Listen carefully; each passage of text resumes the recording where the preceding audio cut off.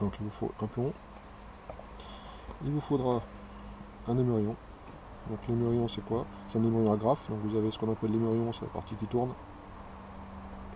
Voilà. Puis vous avez la grafe qui est là, qui sert à monter et démonter le bas de ligne. Voilà. Donc comment on réalise? Bon, on va prendre du fil, hein. Simplement le fil qui vient du moulinet. Donc là c'est du vieux fil, hein, c'est pour la démonstration. Donc vous avez le fil qui vient du moulinet qui est là. Vous allez simplement passer. Donc le fil sera passé dans la canne, hein, d'accord, il n'y a pas de souci. Donc vous passez le fil dans le plomb, c'est plus simple. Ensuite, vous allez fixer l'émerion. Alors l'émerion, pour le fixer, c'est assez simple.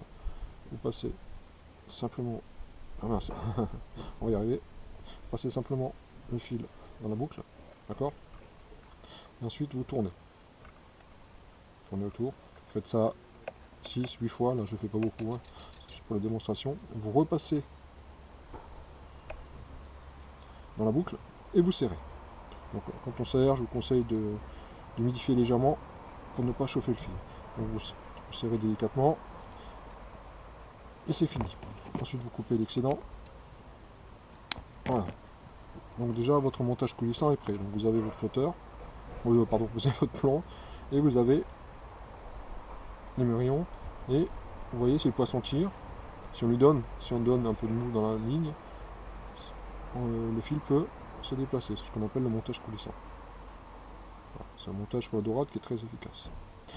On peut mettre une perle ou pas, c'est au choix. Vous voyez très bien que même sans perle, le plomb ne tape jamais sur le nœud, il va bien taper sur l'émerion. Mais bon, on peut mettre une petite perle. Comment on monte l'hameçon? Alors déjà, les hameçons, on a deux types d'hameçons. Nous avons des hameçons avec un anneau, et on a des hameçons avec ce qu'on appelle une palette. Vous voyez, c'est plat. Donc, anneau, palette, d'accord? Donc comment on les monte? Alors, il vous faut du fil, bien sûr. Donc l'anneau, l'hameçon avec l'anneau. Passez simplement le fil dedans. Et vous faites exactement comme avec l'émerion. Vous repassez plusieurs tours autour. Vous voyez? Et vous repassez dedans. Ça c'est le nœud le plus simple pour quand on est débutant, c'est le nœud le plus simple à réaliser. Après il y a d'autres nœuds, je vous ferai un tuto avec d'autres nœuds, mais ça c'est vraiment le nœud le plus simple. Voilà. C'est réalisé, c'est très simple. On coupe et on a un hameçon qui est monté. Okay. Comment on attache sur l'émerion? Vous avez forcément le fil qui a une certaine distance, hein, en général 1 mètre, et simplement vous allez votre fil, vous allez jointer le fil, vous allez plier en deux. Donc là, je vais pour la démonstration, je vais prendre un peu de place, voilà. Et ensuite, ce que vous allez faire une boucle. Alors, il faudra réaliser. Alors je vais essayer de faire proprement pour que ça se voit bien sur la GoPro. Voilà. Et je fais une boucle. D'accord? Et je passe 3 fois. Facile. Et je serre. Votre nœud est réalisé. Je vais couper l'excédent.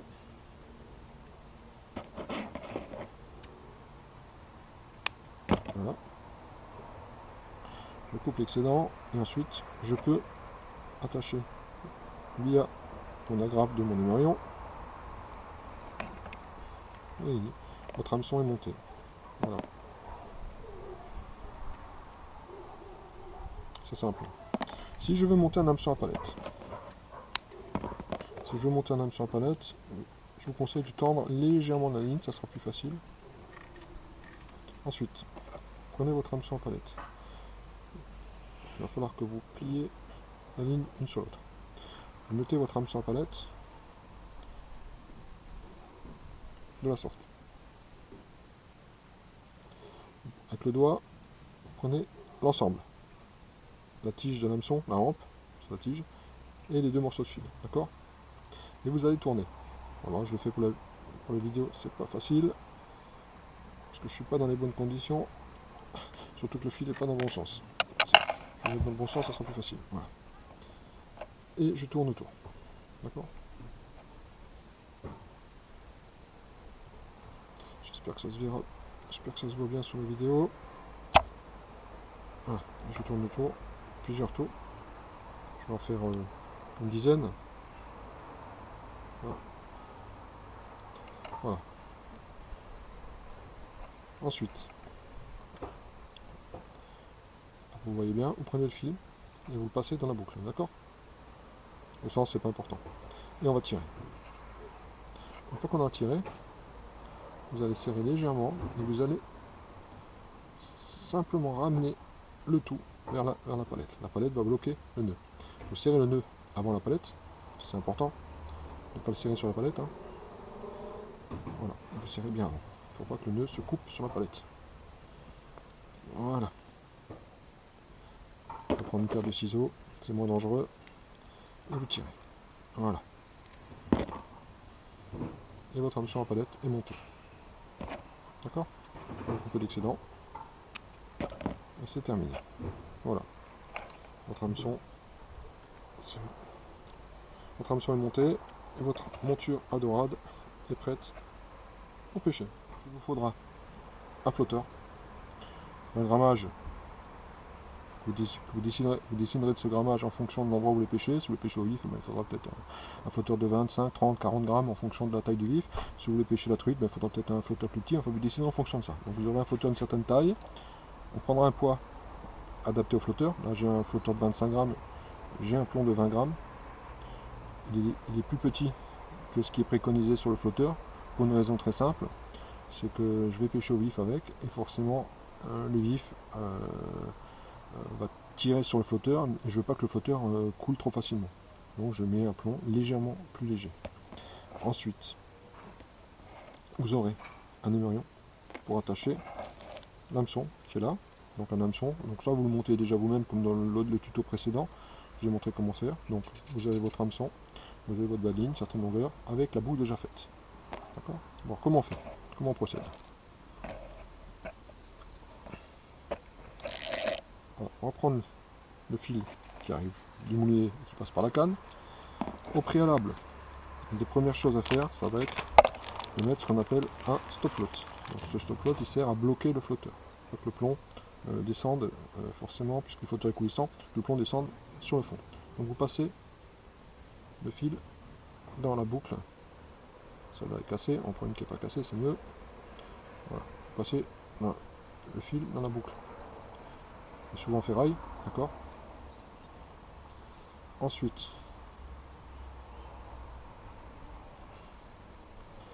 tirez simplement votre stop. Simplement vous tirez vos stops sur le fil et c'est fait. Alors, important, je n'ai pas fait attention, mais c'est pour la démonstration. Quand vous achetez les stops, vous avez les stop floats. Les stop floats sont prévus en fonction de la taille du nylon. Donc là, c'est un stop float qui est fait pour un nylon très fin. Je l'ai mis sur j'ai pas fait attention, je l'ai mis sur un nylon plus gros. Donc vous voyez, c'est une bonne démonstration. Il ne tiendra pas. Donc on va prendre un stop float un peu plus gros. J'en ai un panel là. On va prendre un qui est un peu plus grand. Voilà, on va prendre un qui est un peu plus grand, ça sera plus facile. Ce que vous pouvez faire, c'est que vous pouvez modifier légèrement aussi le fil pour que ça glisse mieux. Donc voilà. Et on va le passer dessus. Et là, ça sera plus facile. Voilà. Passer dessus. Vous faites monter, ça c'est avant de monter le flotteur. Hein. Première des choses à faire, on fait ça. Donc il est assez dur à monter, parce qu'on a les deux épaisseurs du fil à passer. Voilà. Il est dessus. Donc votre stopper est dessus. Donc le stopper, c'est un bout de caoutchouc assez rigide. Ce stopper, je vais vous montrer. Donc vous passez le fil dans le flotteur.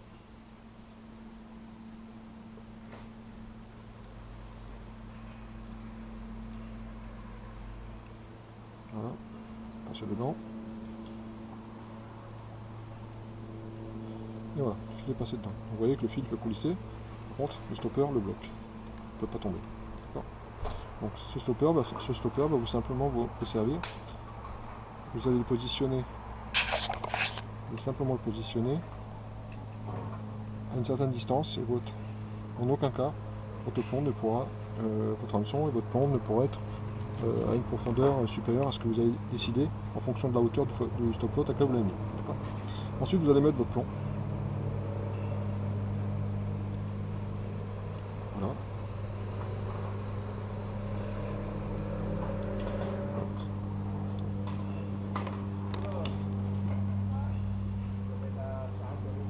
Vous allez mettre votre émerillon.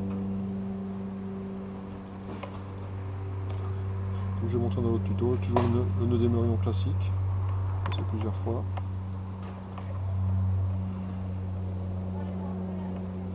Voilà. Vous serrez. Voilà, c'est fait. Votre tuteur et votre ligne de montée.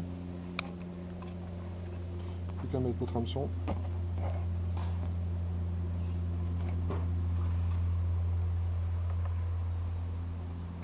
Et voilà.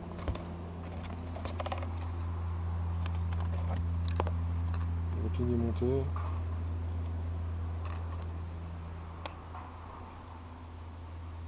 Alors comment on raccorde deux lignes? Vous avez la ligne qui arrive du moulinet, le nylon, qui arrive du nylon.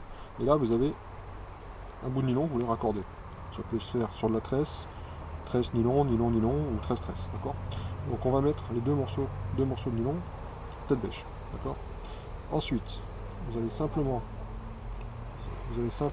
faire une boucle. Vous allez passer l'ensemble dans la boucle. Vous allez faire 3 fois.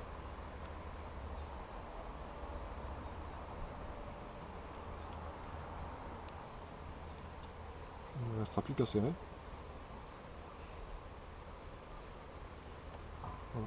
Et couper ensuite deux morceaux. Vous n'avez plus qu'à couper les deux morceaux qui dépassent et votre morceau de nylon est raccordé.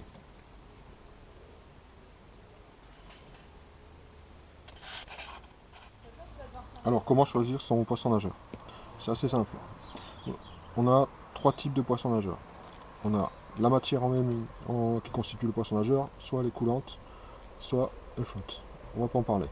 Flotte poisson nageur. Vous avez ce qu'on appelle la petite partie devant, c'est la partie qui va faire vibrer le leurre.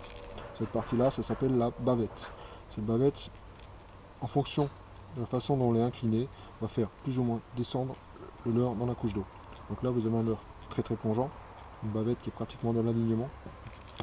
Vous avez un poisson nageur là, avec une bavette qui est nettement moins grande, qui a beaucoup moins ce qu'on appelle de portance, vous voyez, et celui-là descendra beaucoup moins dans la couche d'eau. Le frétillement ne sera pas le même. Le frétillement, c'est la façon dont le leurre se désaxe, se déséquilibre dans l'eau. Ce poisson aura une vibration très intense, celui-là aura une vibration beaucoup plus faible. Vous avez les poissons nageurs, ceux-là, vous n'avez pas de bavette. Vous avez en fait la bavette, c'est la forme de la bouche. C'est un leurre de surface, ça s'appelle un popper. Et ces leurres-là, ils ne descendent pas du tout. Ils restent vraiment en surface et ils sont destinés à éclabousser l'eau. On les utilise en été ou alors sur des chasses de surface très efficaces. Donc voilà comment choisir son poisson nageur. Vous le choisissez en fonction de la profondeur à laquelle vous voulez descendre. Vous avez le plus profond, celui qui descend le plus, bavette, pratiquement très grande bavette, pratiquement dans l'alignement. Un qui descend pas trop, vous avez une bavette beaucoup plus petite. Vous pouvez même avoir des bavettes qui sont pratiquement perpendiculaires. Et vous avez des poissons nageurs sans bavette, ils sont en surface. Voilà comment on choisit, c'est vraiment... Ensuite on va choisir, il y aura d'autres critères, je vous expliquerai dans d'autres tutos, mais là c'est déjà un premier choix, quelle profondeur vous voulez aller. Celui-là descend à 1 mètre, celui-ci descend à 2 mètres, 2 mètres 50, celui-là reste en surface.